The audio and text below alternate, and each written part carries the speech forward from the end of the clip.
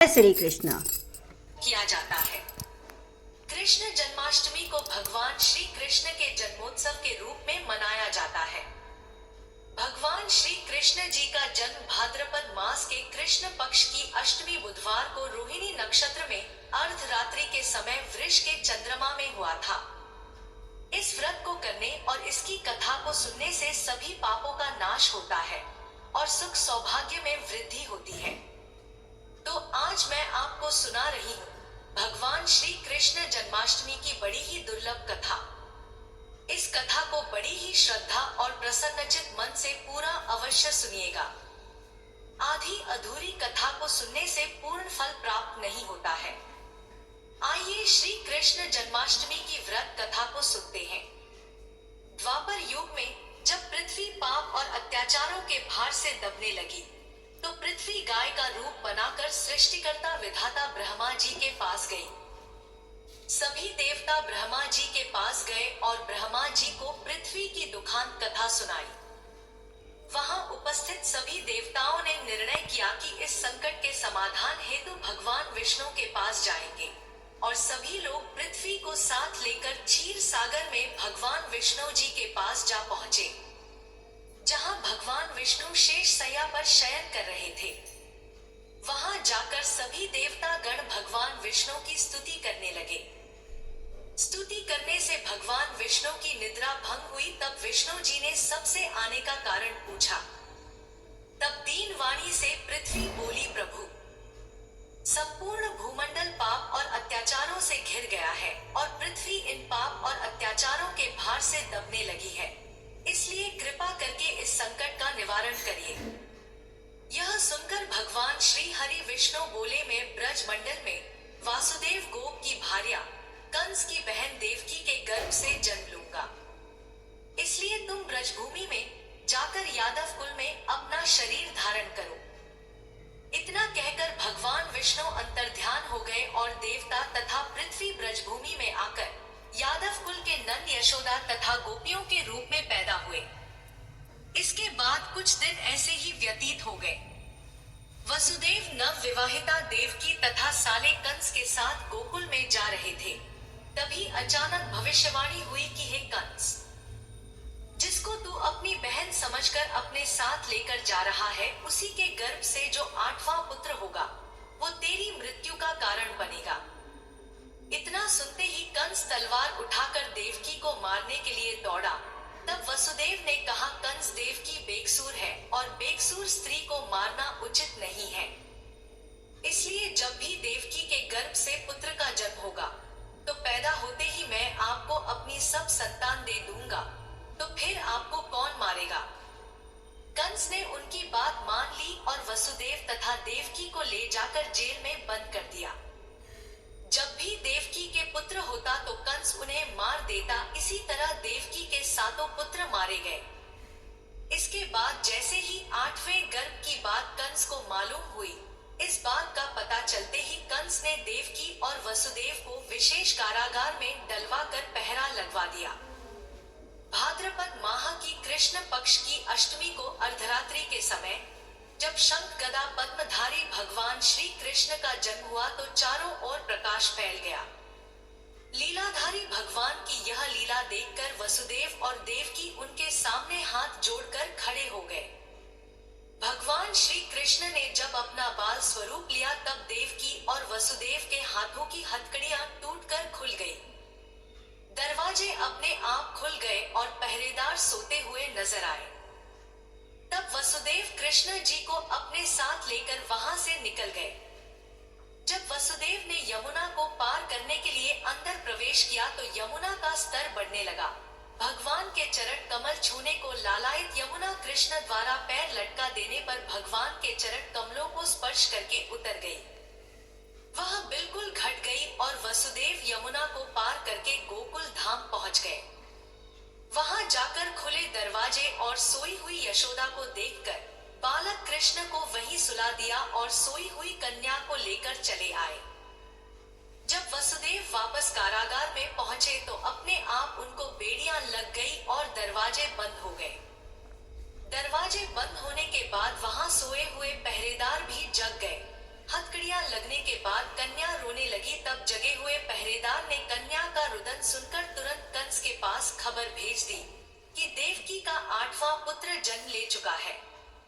यह सुनकर कंस तुरंत दौड़ता हुआ वहां आया। जब कंस ने कन्या को हाथ में लेकर पत्थर पर पटकना चाहा तो कन्या हाथ से छूटकर आकाश में उड़ गई और साक्षात देवी के रूप में प्रकट होकर बोली कि हे दुष्ट कंस, तुझे मारने वाला गोकुल में नंद के गृह में उत्पन्न हो चुका है और उसी से तेरी मृत्यु सुनिश्चित है। मेरा नाम तो वैष्णवी है, मैं संसार के कर्ता भगवान विष्णु की माया से उत्पन्न हुई हूँ। इतना कहकर वह स्वर्ग की ओर चली गई। उस आकाशवाणी को सुनकर कंस क्रोधित हो उठा। उसने नंद जी के गृह में पूतना राक्षसी को कृष्ण जी का वध करने के लिए भेजा, किंतु जब वह राक्षसी श्री कृष्ण जी को स्तनपान कराने लगी तो कृष्ण जी ने उसके स्तन से उसके प्राणों को खींच लिया और वह राक्षसी कृष्ण कृष्ण कहते हुए मृत्यु को प्राप्त हुई। जब कंस को पूतना की मृत्यु का समाचार प्राप्त हुआ तो उसने कृष्ण का वध करने के लिए क्रमशकेसी नामक दैत्य को अश्व के रूप में, उसके पश्चात अरिष्ट नामक दैत्य को बैल के रूप में भेजा, किंतु यह दोनों भी कृष्ण जी के हाथों मृत्यु को प्राप्त हुए। इसके पश्चात कंस ने कालियाख्य नामक दैत्य को कौवे के रूप में भेजा, किंतु वह भी श्री कृष्ण जी के हाथों मारा गया। अपने बलवान राक्षसों की मृत्यु के आघात से कंस अत्यधिक भयभीत हो गया। उसने द्वारपालों को आज्ञा दी कि नंद को तत्काल मेरे समक्ष उपस्थित करो। द्वारपाल नंद को लेकर जब उपस्थित हुए तब कंस ने नंद जी से कहा कि यदि तुम्हें अपने प्राणों को बचाना है तो पारिजात के पुष्प ले आओ। यदि तुम नहीं ला पाए तो तुम्हारा वध निश्चित है। कंस की बातों को सुनकर नंद ने ऐसा ही होगा कहा और अपने गृह की ओर चले गए। घर आकर उन्होंने संपूर्ण वृतांत अपनी पत्नी यशोदा को सुनाया, जिसे श्री कृष्ण भी सुन रहे थे। एक दिन श्री कृष्ण अपने मित्रों के साथ यमुना नदी के किनारे गेंद खेल रहे थे और अचानक श्री कृष्ण जी ने ही गेंद को यमुना में फेंक दिया। यमुना में गेंद फेंकने का मुख्य उद्देश्य यह था कि किसी प्रकार पारिजात पुष्प ले आए। अतः वे कदम के वृक्ष पर चढ़कर यमुना में कूद पड़े। कृष्ण के यमुना में कूदने का समाचार श्रीधर नामक गोपाल ने यशोदा को सुनाया। यह सुनकर यशोदा भागती हुई यमुना नदी के किनारे आ पहुंची और उन्होंने यमुना नदी की प्रार्थना करते हुए कहा, हे यमुना माता, यदि मैं बालक को देखूंगी तो भाद्रपद मास की रोहिणी युक्त अष्टमी का व्रत अवश्य करूंगी, क्योंकि दया दान सज्जन प्राणी ब्राह्मण कुल में जन्म, रोहिणी युक्त अष्टमी, एकादशी, गया श्राद्ध और रोहिणी व्रत यह सभी दुर्लभ हैं। हजारों अश्वमेध यज्ञ, सहस्त्र राजसूय यज्ञ, दान, तीर्थ और व्रत करने से जो फल प्राप्त होता है वह सब श्री कृष्ण जन्माष्टमी के व्रत को करने से प्राप्त हो जाता है। यह बात नारद ऋषि ने इंद्र से कही थी।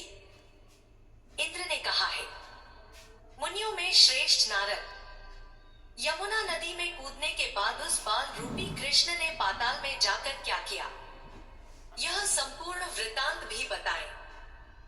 नारद जी ने कहा, है इंद्र, पाताल में उस बालक से नागराज की पत्नी ने कहा कि तुम यहाँ क्या कर रहे हो, कहाँ से आए हो और यहाँ आने का क्या प्रयोजन है।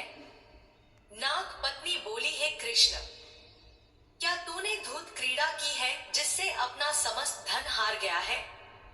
यदि यह बात ठीक है तो कंकड़, मुकुट और मणियों का हार लेकर अपने घर में चले जाओ, क्योंकि इस समय मेरे स्वामी शयन कर रहे हैं।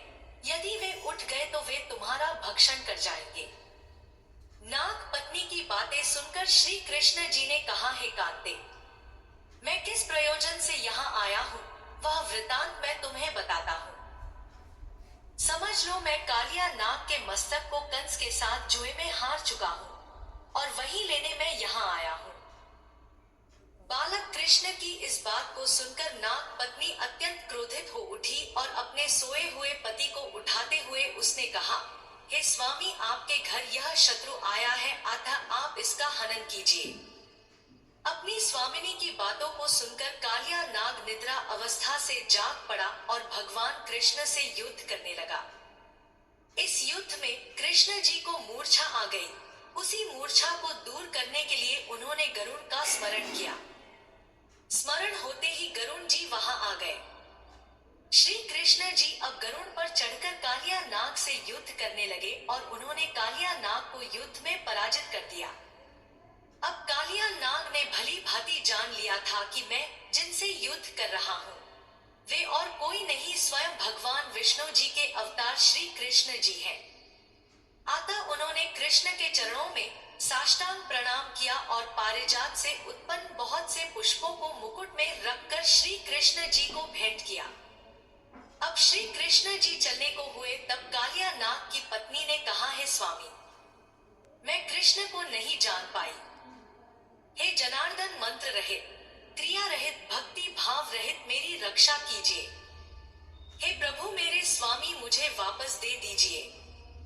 तब श्री कृष्ण जी ने कहा, है सर्पिणी, दैत्यों में जो सबसे बलवान है उस कंस के सामने मैं तेरे पति को ले जाकर छोड़ दूंगा, अन्यथा तुम अपने घर को चली जाओ। अब श्री कृष्ण जी कालिया नाग के फन पर नृत्य करते हुए यमुना के ऊपर आ गए। तदनंतर कालिया की फुकार से तीनों लोग कंपायमान हो गए। अब कृष्ण कंस की मथुरा नगरी की ओर चल दिए। महाकमल पुष्पों को देकर यमुना के मध्य जलाशय में वह कालिया सर्प भी चला गया। इधर कंस भी विस्मित हो गया तथा कृष्ण प्रसन्नचित होकर गोकुल वापस लौट आए। उनके गोकुल आने पर उनकी माता यशोदा ने विभिन्न प्रकार के उत्सव किए। अब इंद्र ने नारद जी से पूछा, है महामुनि, संसार के प्राणी बालक श्री कृष्ण के आने पर अत्यधिक आनंदित हुए।